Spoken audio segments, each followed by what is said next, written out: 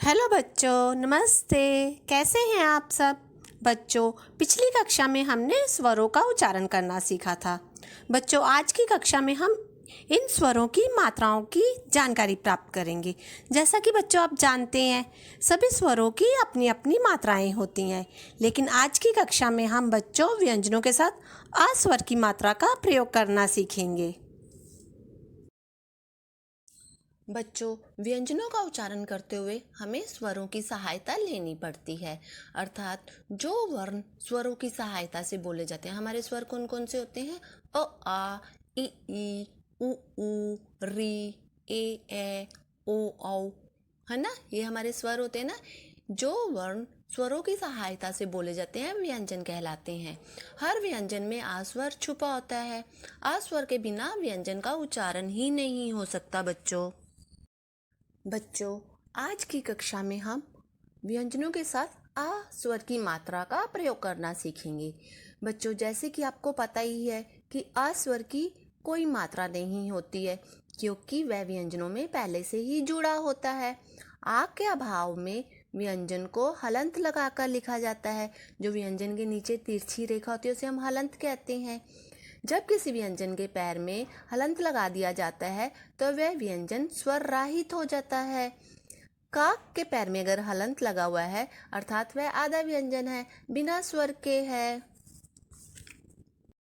बच्चों, यहाँ पर आपको विशेष ध्यान यह देना होगा कि जैसे खड़ी पाई वाले व्यंजन क, ख, ग, च, प, इन व्यंजनों में जब हम हलंत लगाते हैं तो इनकी बनावट में हलंत लगाने के बाद चेंजेस आ जाते हैं, आधे बन जाते हैं। लेकिन वहीं दूसरी ओर जब हम गोल मटोल व्यंजनों के नीचे जैसे ट, ठ, ढ के नीचे हलंत लगाते हैं तो इनकी बनावट में कोई चेंजेस नहीं आते हैं। बच्चों, जैसे कि मैंने आपको बताया था कि कोई भी व्यंजन बिना अ स्वर के नहीं लिखा जाता है। आ स्वर व्यंजन में छुपा होता है, नहीं तो वह व्यंजन आधा बन जाता है। तो बच्चों, अब आप यह सोच रहे होंगे कि आधा व्यंजन क्या होता है, हमें कैसे पता चलेगा कि कौन सा व्यंजन पूरा है या कौन सा आधा है? तो चलिए समझते हैं। चलिए बच्चों, आगे देखते हैं कि हम आधे व्यंजनों को पूरा व्यंजन कैसे बनाते हैं। पूरा व्यंजन बनाने के लिए हमें उस व्यंजन में आ स्वर जोड़ना होता है बच्चों, तो वह व्यंजन पूरा बन जाता है। जैसे हमने अगर का के पैर में हलंत लिखा है तो वह हमारा आधा व्यंजन है, उच्चारण में कम समय लेगा। लेकिन जब हम उसमें आ स्वर जोड़ देते हैं तो वह व्यंजन पूरा बन जाता है। इस प्रकार बच्चों, कोई भी व्यंजन जिसमें हम आ स्वर जोड़ देते हैं तो वह पूरा व्यंजन बन जाता है। कोई भी व्यंजन आ स्वर के बिना नहीं उच्चारण किया जा सकता, लेकिन यह आ स्वर उनमें छुपा होता है जो हमें दिखाई नहीं देता बच्चों। आइए बच्चों, अब आगे कुछ उदाहरणों की सहायता से हम समझते हैं कि हमें कैसे पता चलेगा आधा व्यंजन और पूरा व्यंजन। तो चलिए बच्चों देखते हैं। बच्चों, आपको स्क्रीन पर क्या दिखाई दे रहा है? का के पैर में हलंत है, आस्वर नहीं है, स्वर रहित है। रहित का मतलब बिना बिना स्वर के है। अब बच्चों आगे देखिए, क्या क्या में का आधा है, तो मैम ने क्या शब्द को तोड़ते हुए का के पैर में हलंत लगाया है, क्योंकि का आधा है। लेकिन या के पैर में हलंत लगाकर उसके साथ कौन सी मात्रा दी हुई है बताइए? बड़े आ की, तो इसलिए मैम ने बड़ा आ लिखा है।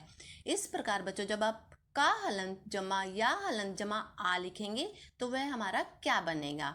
अब हम एक उदाहरण देखते हैं जिसमें अ स्वर छुपा हुआ है।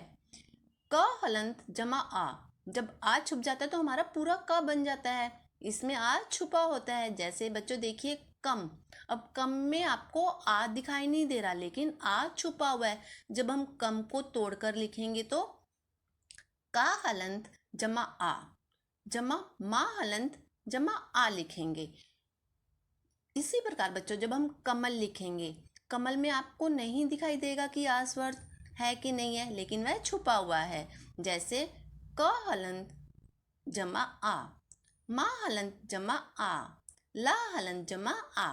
तो बच्चों, आपको यहाँ पर विशेष ध्यान देना होगा कि आ स्वर सभी व्यंजनों में छुपा होता है जो हमें दिखाई नहीं देता। जैसे रमन, रा हलंत आ, मा हलंत आ, ना हलंत आ। आ स्वर छुपा हुआ है। बच्चों चलिए एक और उदाहरण देखते हैं। आपको स्क्रीन पर क्या दिखाई दे रहा है? प्याज। मैम ने प्याज लिखा हुआ है, पा हलंत में आ स्वर नहीं है, पा आधा है, इसलिए मैम ने प्याज को तोड़ते हुए पा के पैर में हलंत लगाया है। लेकिन या के साथ हमारी आ की मात्रा दी हुई है, तो मैम ने या हलंत जमा आ लिखा है। अब इसी प्रकार बच्चों देखिए जा हलंत में आ स्वर छुपा हुआ है, हमें नहीं दिखाई देगा। तो मैम ने प्याज को तोड़ते हुए क्या लिखा है?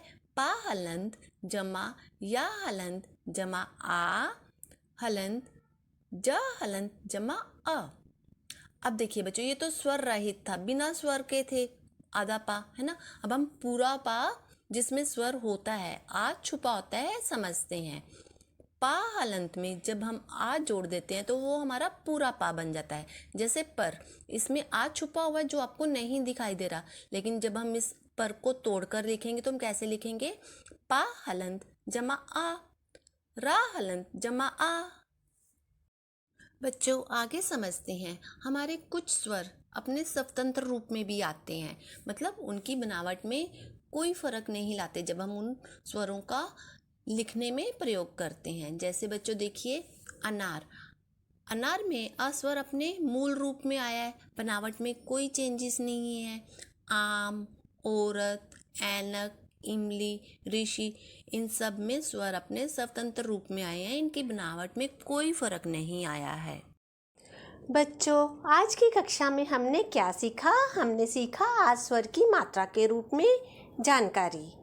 बच्चों सभी व्यंजनों में आ छुपा होता है जो हमें दिखाई नहीं देता। आ के अभाव में व्यंजन आधा होता है। हम व्यंजन के पैर में हलंत लगाकर आधा व्यंजन दिखाते हैं। तो चलिए मिलते हैं बच्चों अगली कक्षा में। तब तक के लिए धन्यवाद।